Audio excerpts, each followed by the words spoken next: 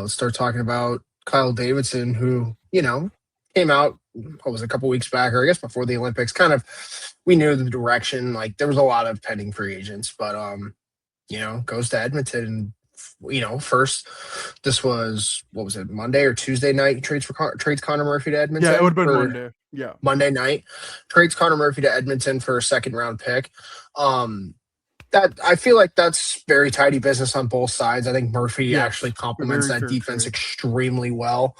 I think he's playing with Wallman, so that should be interesting. But I think he complements that defense extremely well. And I think the fact that the Hawks got a second-round pick for a guy that I think the fan base would have been pretty content with getting a third for, it's pretty tidy business here, then, and there. And, obviously Murphy is a guy that Bowman's traded for in the past. He has a trust in him.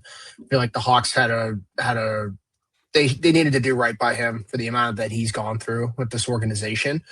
And I couldn't be happier that he gets to play. Obviously Edmonton's probably not in the spot you would like them to be right now, but the still West gets a chance to play with some open. Also, on the other flip side of things, the whole Pacific Division's wide open. Yeah. And you're playing with the two best players in the world, so couldn't be happier for him. We just don't talk about how he got traded for a 15-year-old, but that's okay. Someone born in 2011. Or no, 2010. Yeah, either way. Born in the 2010s. Born in the first Obama administration. Jump scare. But yeah, and then, I guess through the rumor mill, we hear a lot about McCabe and Dickinson. Like, they're strong penalty killers. They were always going to have some trade assets. And I think that's really what the Oilers were targeting right now, as obviously Stan Bowman goes back to the well, gets Jason Dickinson and Colton Dach, who was the piece that we were waiting on, going for Andrew Mangiapane, who I think you and I were already kind of speculating would probably have to go the other way in this trade. I thought that was going to be part of the first trade. I'm like, maybe could they get a first-round pick if they take back Mangiapane's contract and obviously half retain on Murphy? They've used all their retention spots, obviously, for Jones and then now Murphy and Dickinson, but I would say it's well worth it. That's what you use your cap space for. To do just that, leverage it against someone who was desperate to get rid of that contract, and great job by Kyle Davidson to call Stan Bowman before Jarmo Kekalainen could. Yeah, I did. It's funny. Yarmo's back in the can, and Kyle Davidson says, me first. Thank you. I got a bone to pick with this guy. We got a trade. Twice. Breaking. Another trade. Nashville Predators have acquired a 5th-round pick for Nick Blankenburg. He's going to Colorado. Why are you interrupting for that? Like, that's so not necessary. God, like, what? Congratulations, you got Sam Girard again. Like, what do you want me to do with that information? Like, I don't. Hey, I think he's right-handed. I'm pretty sure. So what's next? They're gonna trade. Who are they trading for a 4th? Because they got a 2nd, they got a 3rd, and they got a 5th so far. But no, I wanted to go back to talking about Mangiapane because when we heard that he was going the other way and it was going to probably take more than a 2nd, I think Bob Stouffer mentioned that. And my thought process immediately went to, well, you better get it a 1st, because if you don't get a 1st, I don't think this is even worth your business. They get the 1st. We find out there's an extra player involved. I think you and I immediately was like, I feel like this is Doc. But then, you said Korchinski, and I was like, that might make a little more sense, make it a 1st. No, it ends up being Colton Dach. It ends up being another Stan Bowman draft pick in this case. Edmonton boy, too. Edmonton boy, gets to play some winning hockey for the first time in his professional career. Very happy for him. But at the end of the day, let's put it this way, in a 10-minute time frame, I was like, well, I don't really know how I feel about this, because I thought they were getting a 3rd for Dickinson too. You're taking Mangiapane's contract on. It's probably a buyout candidate this offseason, and then you get a 1st-round pick. And I was joking before the show, that's going to be 5 straight years of multiple 1st-round picks. In this case, they'll probably have or I guess, depending on how Florida does, they'll have a gap in there, but they'll have 3 the next year. Or just getting 1st overall. I've just accepted it. Like, run from it, dread it, destiny arise all the same, or whatever the saying is. But, yeah, like, they just keep reloading capital, and the more you think about the trade, the more it wouldn't make sense for Davidson to trade one of his draft picks this early. I just don't think he's going to do that. Like, I just listened to his interview with Barstool Chief and all of them earlier this week. It sounds like he wants to see what these guys have before he sends them out. And he makes the point once you know what you have, that's usually when you can get better assets or get better trades, and more better offers are going to be there once you know what these players are and you know what their ceiling might be. So I once again, roster spots are opening up for kids. I think I think Ben Pope said today that Sasha Boisvert is probably coming over after his season, even though he's had a not as good of a season as he probably would have wanted, but I know he's had a pretty injury-riddled season on top of that, and it never hurts to get a couple games at the end of the year. We saw Ryan Green do that, and definitely benefited him. I mean, he's having a pretty – I think none of us saw this rookie year coming from him. So plenty of spots open for the kids. The whole back end's basically kids outside of Grizzlick now. And, what's not going to get talked about this enough is, like, good on guys like Landon Slager, because they made this decision pretty clear for Davidson who we would rather go with, because, for a while it didn't look like – it looked like Doc might have found a spot in this roster just off of his physicality, but, clearly he fell out of love with the coaching staff, and, Dickinson and Murphy, I can't thank them enough for their service. Dickinson was here for the worst of it. Had some great moments, had a 20-goal season, some hat trick against the Leafs. Oh yeah. A hat trick. I was at that game. You were there for that. Leafs. Yeah. It's had some cool moments. So, it's gonna stink to see him go. He's been one of the bright spots on a team that hasn't had many. And then Connor Murphy's just been about as stable as can be when healthy. So wish him the best to both of them at Edmonton. I mean, the bottom six, having Dickinson in that center core is so nice for Edmonton. I think you and I have been banging the drum for a legit 3C forever. And I think Dickinson fits that bill to a T. Both those guys are so good on the penalty kill. So Edmonton's going to... Oh, that'll help them so much. I'm curious to see how the Hawks penalty kill actually shapes up after this week, because they're going to lose 3 of their top penalty killers. And, they have the number 1 penalty kill in hockey right now. I don't think that's getting talked about enough. So, good on Edmonton. All complaining we can do about this franchise, do they have a damn good penalty kill? Oh, they got the best penalty kill I've seen them have since like 2015. It's crazy. It's a power kill for whoever plays you. It's pretty awesome. But yeah, so that's really my elongated thought process on those 2 trades. Gonna be honest, if you told me in a vacuum we trade Dickinson, Murphy, and Doc and get a first and a second, probably wouldn't believe you. But this is the buyer's market that everyone's talking about. Like, why is it every year they say it's a seller's market, it's a buyer's market, and every year it's a buyer's market, it's a seller's market? Because in what world is this a seller's market where guys like Michael McCarron are getting second-round picks and Jason Dickinson just got a first-round pick? That's an actual stat that is going to be said now. Keep in mind, we got a second-round pick for taking this guy. Like, for all the things we say about Kyle Davidson, this guy does some pretty decent asset management. That's a master class of asset You took on right picks there for this guy, took a second to take him, and then got a first for getting rid of him. And who knows? Maybe Mangiapane finds a role in this roster. Maybe you flip him next deadline. I think he's a buyout candidate personally, but what do I know?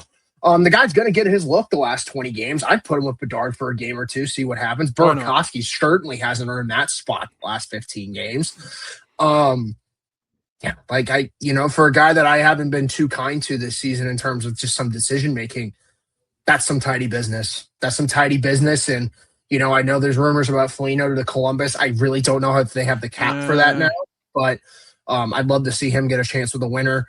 And, Mikheyev, I think, is the last one that's going to be interesting because you can't retain on him, but he definitely could help any contender out there. I guess, can he get retained on? Because he's getting retained on by Vancouver, which doesn't get talked about enough. He's getting retained on by the Canucks. I don't know how that will work. Like, I think they'll get him at the cap hit he's at right now, however much Vancouver's retaining on him. But I don't. It's like $800,000 retain on him. Yeah, it's less than $1 million. But I know they wanted to extend him at one point. We'll see what happens. But I just, if you get another second for him, that's. And we talk about this all the time. Like, they have so much draft capital. Like, now you can actually start using it to go do stuff. Please. Put some more ammo in the tank. Screw it. Put some more ammo in the tank. I cannot see a world where the Hawks draft 3 times in the second round this year. I just don't see that happening. They're going to move Davidson's. They're going to be picking 2 times in the first round. Of Like, course I they're have moving up. no They're doubt picking about 3 that. times in the first round because Florida's going to go on a 5-game heater. Like, this is what's going to happen. Matthew Tkachuk's going to find his goal scoring touch again. He's going to win me the fantasy hockey title, and he's going to get us the 11th overall pick, like a true patriot. Just kidding. But yeah, I just for as much flack as I've given the guy this year, that's about as good of a trade as he's done in a long time. So hats off to Kyle Davidson. He's the big winner today. And what better way to do it than dunking on the old GM of the team twice? I think you, and for all the, obviously, I think the average hockey fan knows Stan Bowman's probably not the best GM, but God, this is not the most Stan Bowman trade deadline ever. Like, I was texting Jacob about this. It's the most Stan Bowman trade deadline ever.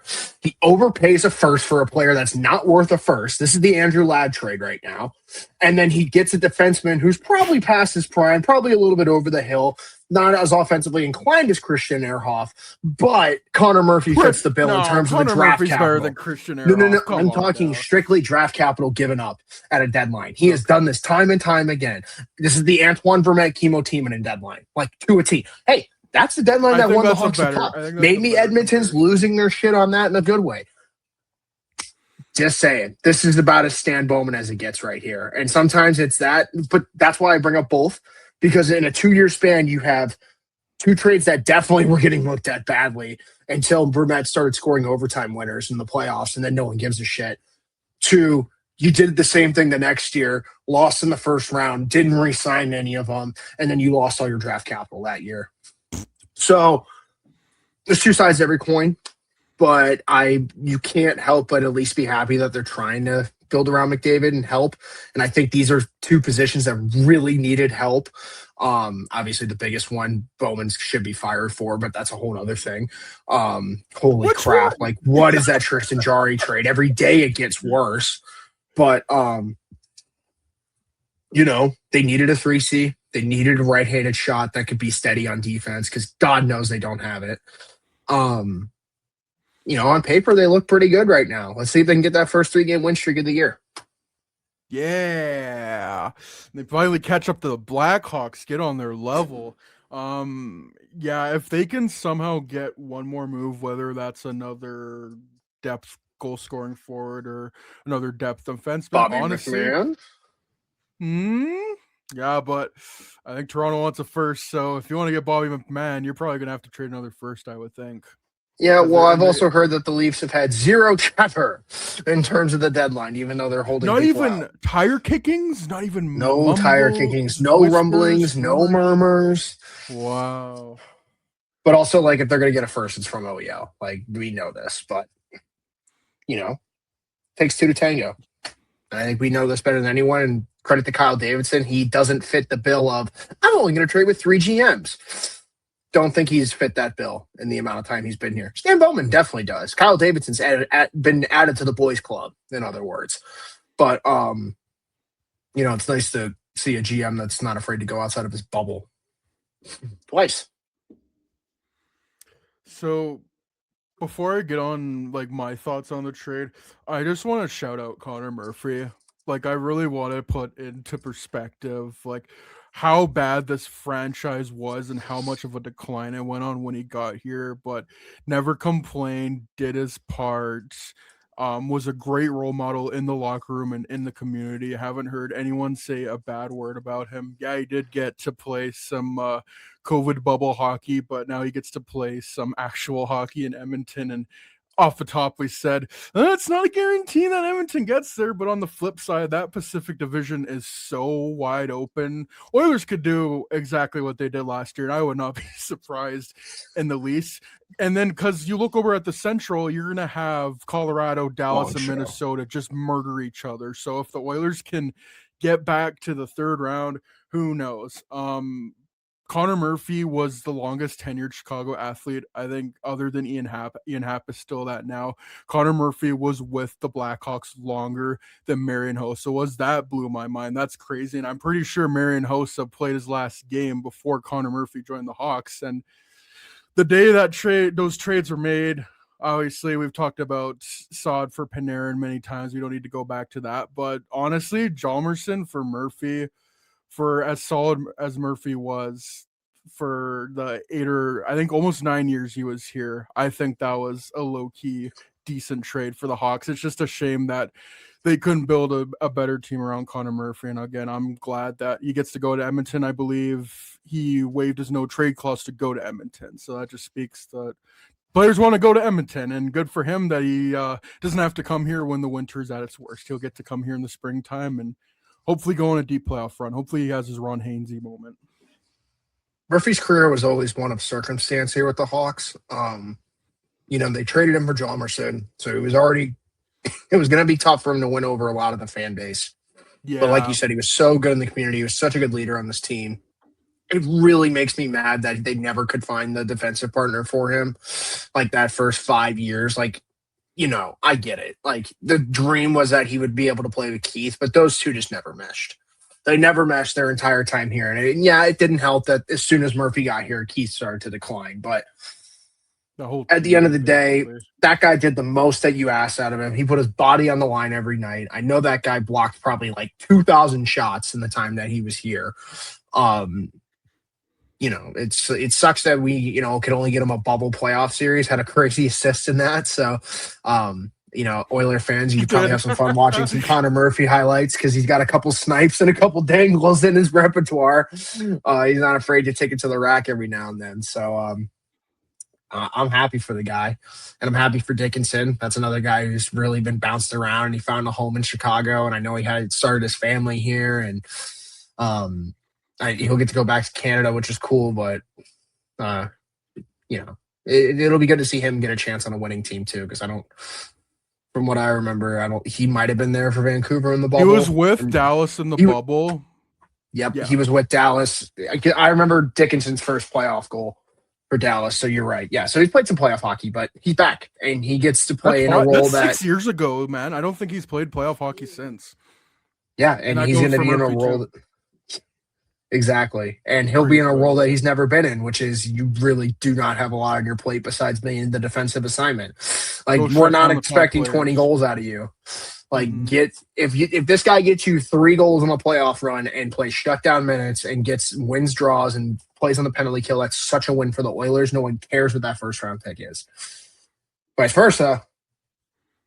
God, I want to know the protection on that first round pick. It's top 12 protected. Fuck off. Bowman, like, why do you have to learn your lesson now? This sucks. I don't think it's going to matter anyways. I think I don't care. Like, make it like a top 3 protected so I can laugh. Or top 5 or top 8, like top. Well, we know he likes the top 2 protect picks. Fucking asshole. It's like Connor Murphy was the anti-Seth Jones, and by the way, I think one of the last things Bowman did before lost his job in Chicago for a lot of reasons. He signed Connor Murphy to that 4-year extension, which was a very, I think, valuable extension. I think it was 4.4 times 4, and again, that I remember. I think that deal the moment he signed it. Yeah, it was great value, and I remember. I think it broke on the podcast when you and I were recording. And yeah, it's crazy. Again, ago. Like we talk about it. The last time they played playoffs was 2020 bubble. That was the 2021 off season. It's just crazy how time flies. But yeah, I'm so glad that both of those guys are going to get a chance to play some playoff hockey in Edmonton because they've been great leaders in one of the worst times of this franchise history. And here's the better thing. It's just saw Colton Dach's card. He's a 4% for Jay Fresh. That's a tough look. But he also hits. They got another second round. That in your charts. Oh wait, no. Okay, it's the same second round. Yeah, so Charlie Romiliota said, I was just reading that. I'm like, oh, did they get another second round pick? No, that's just including Connor Murphy, Colton Dach, and Jason Dickinson. So yeah, they got a first round pick in 2027, top 12 protected, second round pick 2028, and then Andrew Mangiapane. Pretty good. Pretty good. See if you can get something out of Mangiapane, make something shake. If not, buy him out. I have no patience for him taking a roster spot from a kid next year. Same with Burakovsky at this point. Really over that experiment too. Yeah. I'm just looking at the Oilers lines right now. They got Nuge, McDavid, Hyman on the first line. I think that's how they want to go. Second line, they got Savoy and Draisaitl and Roslovic. Boys Roslovic's been having turning it up. yeah, Savoy has been very good for them. And then I'm looking at the third line right now. Podkolzin, Szymanski, and Frederick. I think Dickinson slots in perfectly. It's Josh Szymanski. Yeah, who I exactly. believe was Jason on the Dickinson is German going to team. fit like a glove. Don't put him with Trent Frederick. Well, that's where they have him. They have him on the third line right now, unless you want to swap him with Kasperi Kapanen, Adam Henrique, or Curtis Lazar. I would totally swap him with Kasperi Kapanen in a heartbeat and make Kasperi Kapanen play the Mikheyev role. Like I would go Podkolzin, Dickinson, and Kapanen. Like that would not be fun to play against, and I think they could chip in a few goals. Nuisance of a line, and then put him out there with like I don't know on the penalty kill. I don't really know who kills penalties for that hockey team. And then their defensive pairings right now, they got Wallman and Bouchard, but I think I saw a thing that Wallman was practicing with Murphy in practice. So yeah, I think it would be Ekholm, Bouchard, Wallman, Murphy, and then Nurse and Emberson. Just keeping Nurse out of top pairing minutes because that's not going well. And then goaltending, you hope one of Ingram or Jerry turns it on because you're. I think Elliot Freeman said, like, you made your bet with that. You can't change that now. You can't go back. No, and it's the worst. Like someone like. I think I was listening to Danglepot and they were arguing it's one of the worst moves he's ever made. Like it's up there with Panarin and Saad. It's up there. And there's no denying it because at least you could have got down a Skinner in the offseason. You are cheap. Now. And you know what you're getting. Like yeah. With Skinner, it's the devil you know, and then Jari was the devil you don't know. And I've been like, I think the Oilers should upgrade like how Colorado upgraded their goaltending, but obviously they chose the wrong goalie who was making too much money and was on waivers earlier on in the season, I believe, or last year. I can't remember, but it was on waivers regardless.